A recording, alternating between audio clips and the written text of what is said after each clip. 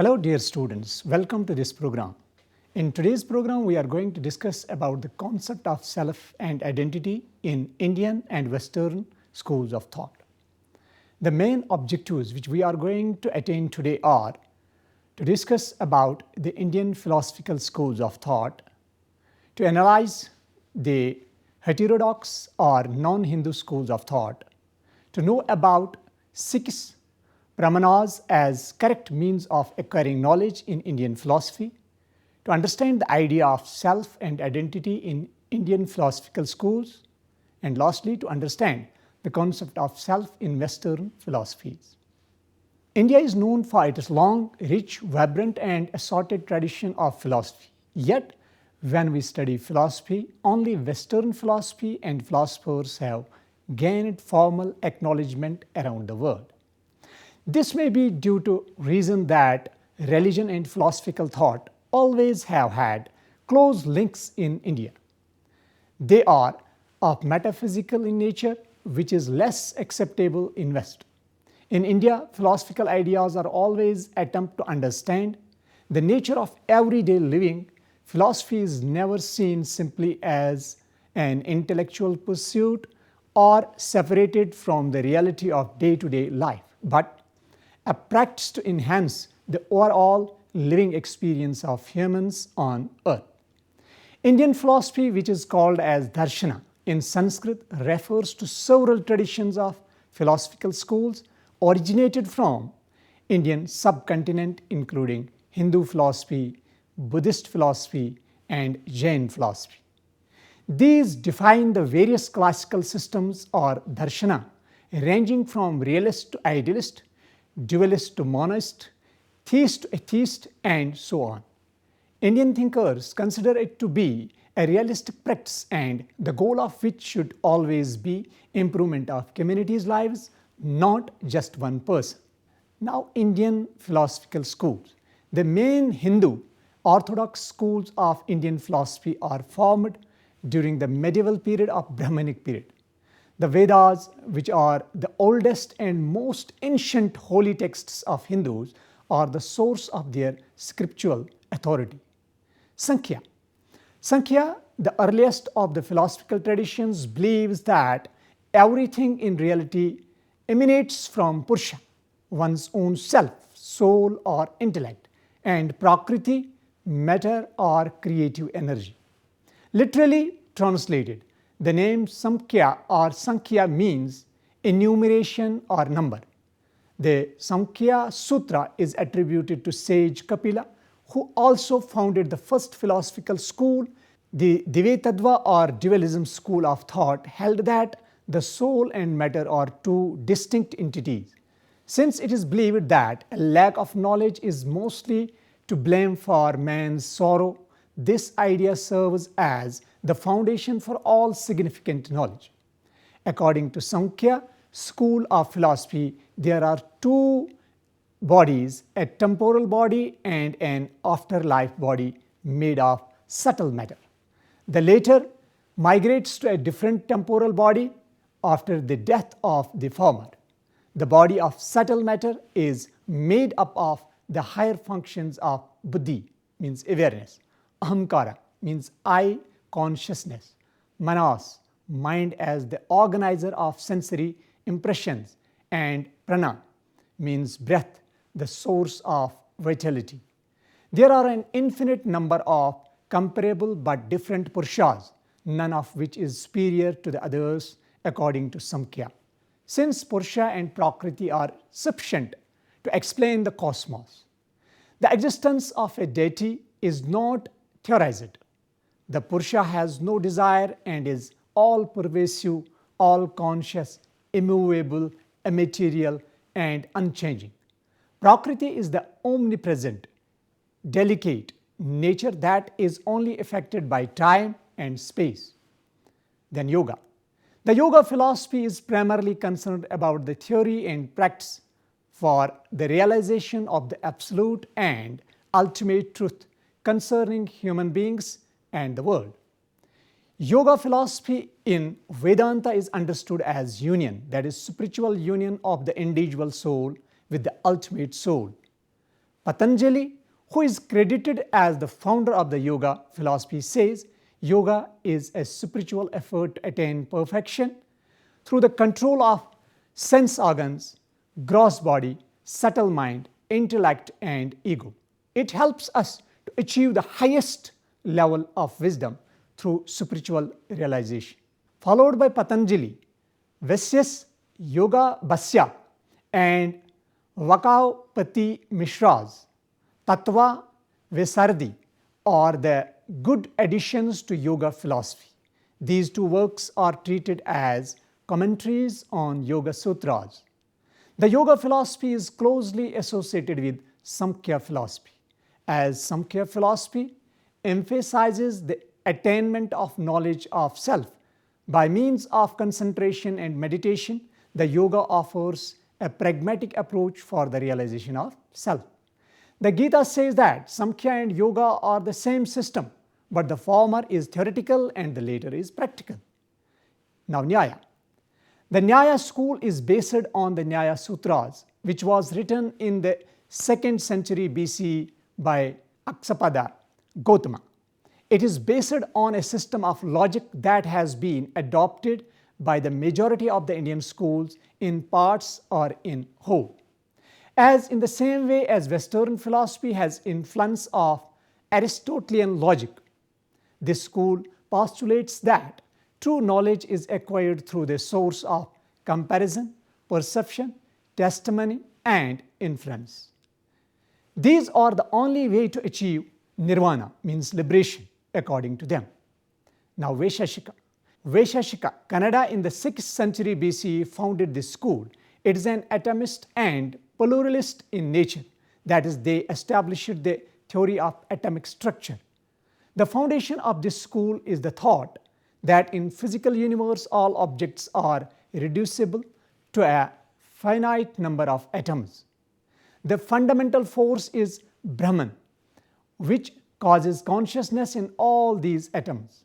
The Vaisheshika and Nyaya schools were eventually merged together. These schools' only valid sources of knowledge are perception and inference. Now, Purva Mimamsa. The major objective of this school is to propagate the Vedas and establish its authority. The followers of this school require absolute faith in the Vedas and have to do the regular ritual of the Vedic Havan.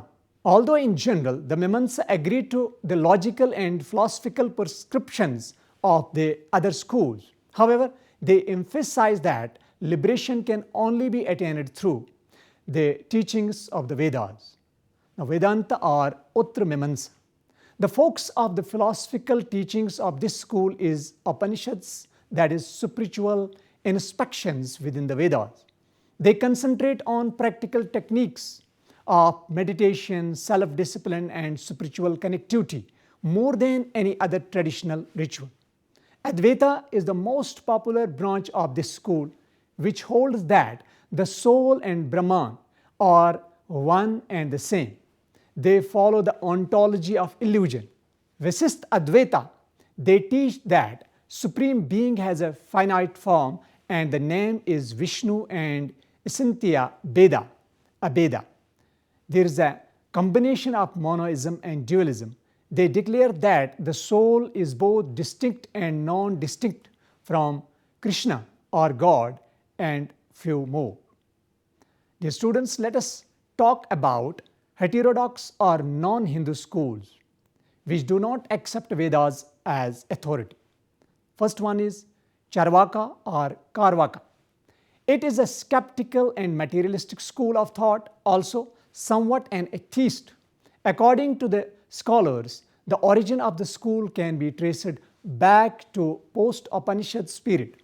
The school would have been born between 600 to 400 BCE, but some think that Karvaka was a prominent discipline of Brahaspati, the actual founder of the school. Karvaka etymologically means sweet-tongued. Karo and Va. Karvakas have sweet words and are votaries of pleasing ideas if only you choose to follow their ways. Some hold that Karvaka has its etymology in Karva, which means to chew or eat. It is an allusion to their doctrine of eat, drink, and make merry. Karvaka was also called Loka Yatya, which is the combination of the two words Loka, the world, and Aitya means basis.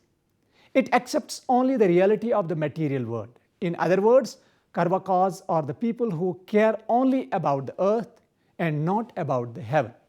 Now, Buddhist philosophy. Based on the teachings of Siddhartha Gautama Buddha, Buddhism is founded. He was an Indian prince around 5th century BC, also known as the Buddha. Buddhism have always questioned the concept of and perceive it to be irrelevant, although it shares some beliefs with other Hindu schools, such as belief in karma, but mainly stands in their opposition.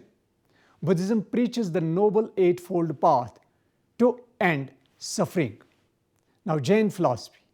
Mahavira, a saint, established the Jain philosophy in 6th century BC. The founding principle of this school is Anekantavada. This states that our perception of reality is different from different angles and no single point of view is completely true. And it is also comparable to the ideas of subjectivity in Western philosophy. They particularly emphasize non-violence and preach self-control as path for attaining the salvation of the souls or nirvana. Political philosophy of India. In 4th century BC, the Arthashastra was conceptualized by Mauryan minister Chanakya. This is one of the earliest Indian texts dedicated to political philosophy. In this discussion about the ideas of economic policy and statecraft are given. Indian epistemology. It is worth mentioning the main epistemologies of Indian philosophy as they have a relation on how self is perceived in each school. Epistemology here deals with two particular terms, viz. Janana and Prama. All the types of knowledge are known as Janana. The true or valid knowledge is called Prama and false knowledge is called Aprama. There are 6 Pramanas as correct means of acquiring knowledge in Indian philosophy. They are Pratyaksa, Anumana, Upamana, Arthapati, Anupalabdhi, and Sabda. Pratyaksa means perception. 2 types of perceptions mentioned in Indian philosophical texts are external and internal. The perception which is empirical in nature is external. It gives us the knowledge coming from interaction of 5 senses with objects of the world. And the internal perception is described that comes from the inner sense, means the mind. Anumana, inference. When we find out new conclusions and truth using prior facts along with 1 or more observations plus by applying reason is Anuman. Example, when we detect smoke and infer that there is some fire, we are using this Anuman. Third, Upamana means comparison and analogy. Some Hindu schools consider it as a proper means of knowledge. The knowledge of similarity is generated by Upamana, knowledge which arises from the presence of some common factors in a thing which was experienced previously in another thing. Next is Arthapati, means postulation, derivation from circumstances. In contemporary logic, this Pramana is similar to circumstantial implication. According to Hindu schools, which accept this as means of knowledge gaining, use it to acquire conditional knowledge. Also use it to acquire truth about an object and a subject in original or different grounds. As per them, one must rely on direct perception or proper inference instead to gather valid knowledge. Next is abhava, means non-existence. Knowledge by which we immediately cognize the non-existence of an object is called anupalabdhi. For example, absence of rainfall indicates that the connection of cloud and wind has not happened. Sabda, authority of word. This is statement of past or present trustworthy humans such as saints or sages. Knowledge depends on reliable authority and also depends on a sentence or different sounds arising from musical instruments, bamboos, etc. Now let us understand the concept of self and identity. First, self. In psychological literature, we often use terms like self-actualization, self-analysis, self-confidence, self-efficacy, self-esteem, self-evaluation, self-image, self-concept, self-development, self-awareness, self-sense, and so on. In addition, we also have other concepts and themes that refer to self like identity development, identity formation, ego, ego development, ego strength, ego boundaries, ego defense mechanisms, individuation, traits, role behavior, and many more. Briefly describing what identity is, often the terms self and identity are used interchangeably in literature, as Erikson proposed a widely used theory that focused on the development of identity via exploration and commitment. He extended his argument to social factors that influence one's growth in contrast to the sexual urges, which Freud emphasized. Hence, Erikson's approach is known as psychosocial and Freud's theory is known as psychosexual. Erikson used the term identity synonymous with what others termed self-concept. However, Oiserman, Elmer, and Smith suggest that the term identity can be conceptualized as a way of making sense of some aspect or part of self-concept. For example, one can have a religious identity that contains relevant content and goals, such as what to do, what to value, and how to behave. They note that we do not have one identity, instead, we have identities. According to them, identities are the traits and characteristics, social relations, roles, and social group memberships that define who one is. Dear students, let's now understand the concept of self and identity in Indian schools of thought. What is self? It is a question that bothered Western as well as Indian philosophers always. If you take any philosopher, Indian or Western, they all have talked about this topic. There are two major views: the Brahmanical or Orthodox Astika school of Indian philosophy, especially the Vedantins, and the Nyaya Vaisheshika argue that the self or Atman is the substantial but non-material entity, and the one is the Heterodox Nastika school in Indian philosophy, such as the Charvaka or Karvaka materialists and the Buddhists question the Brahmanical arguments. In the Indian tradition, the source of philosophical view about the self is mostly influenced by the Upanishads, where the self is portrayed as the underlying foundation of cognitive capacities, but characterized in negative light because it itself is not an object that can be cognitively grasped. The Upanishadic statements about the self became the source text for the different schools. The Nyaya Vaisheshika and the Mimamsa take the position that the unity of subjective experience required as the precondition and substantial foundation, and Advaita argues that this psychophysiological foundation is ultimately an illusion that has to be overcome. The Nyaya Vaisheshika as a realist school accepts the plurality of substances including the substantial self.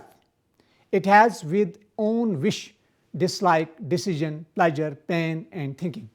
A self on this substantialist account is ontologically distinct from other substances, including other selves, has certain essential properties such as cognition and agency and is capable of self-awareness, while Mimamsa, another realist school, views the self as a substantial entity. It develops an understanding of subjecthood. The Buddhists are the counterpart to the bundle theorists, for whom the self is a bundle of insubstantial events or processes. In Buddhist teaching, anatta often is translated as no self, which is a direct rejection of Upanishadic and later Vedantic teachings about self. If we talk about the vocabulary, the Buddhist conception of the self can be regarded in perdurantist terms as a collection of temporal slices of cognitions and perceptions which through causal connectedness are sufficiently overlapping to make possible reference to as one individual. The Nyaya Vaisheshika joins contemporary critics of the analysis of personal identity in terms of the memory criterion.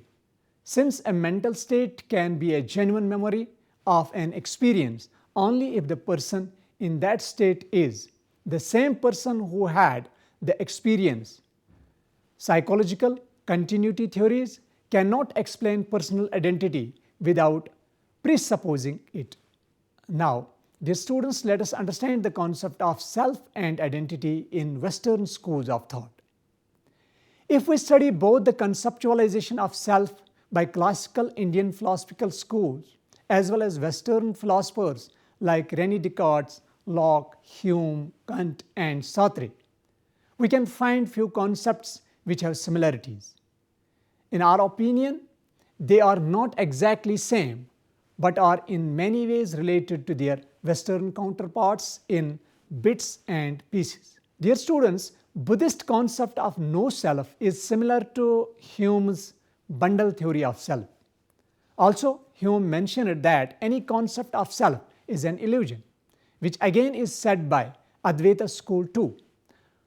We found Locke's perception of self, that is, self is unified by consciousness, and consciousness is unified by connections between mental states, that is memory, psychological continuity through time, in parallel with Nyaya Vaisheshika, which joins contemporary critics of the analysis of personal identity in terms of the memory criterion too. Nyaya Vaisheshika and the Mimamsa take the position that the unity of subjective experience required as precondition and as substantial foundation, which is also a precondition, that is transcendental self, in Kant's view of self.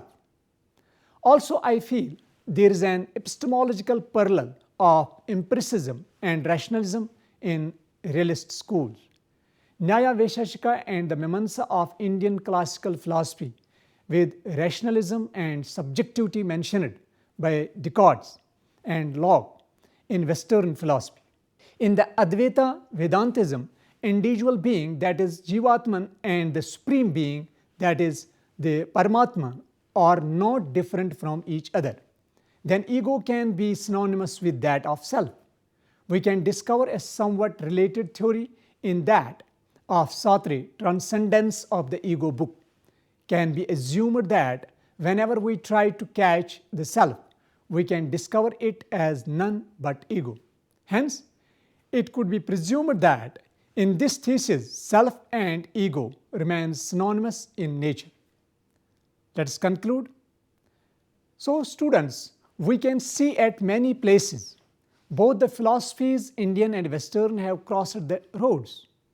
Now, which philosophy to follow is subjective to every human being. That will be decided by our own ontological and epistemological views. There is no doubt that Indian philosophical texts are richer and deeper in description of self, and their essence encompasses all the levels of consciousness known to human beings. Why the study of self is essential? This question needs to answer, as we all know self is the center of our lives. All other areas, be it our relationships, our work, or universal connectedness, they all are seen through the eyes of self. Without a doubt, the understanding of this concept is helpful to all individuals, especially psychologists and human resource managers. We as academicians, scholars and students have to go way deep if we want to understand and absorb its vastness with true meaning in our lives and to help others to grasp that.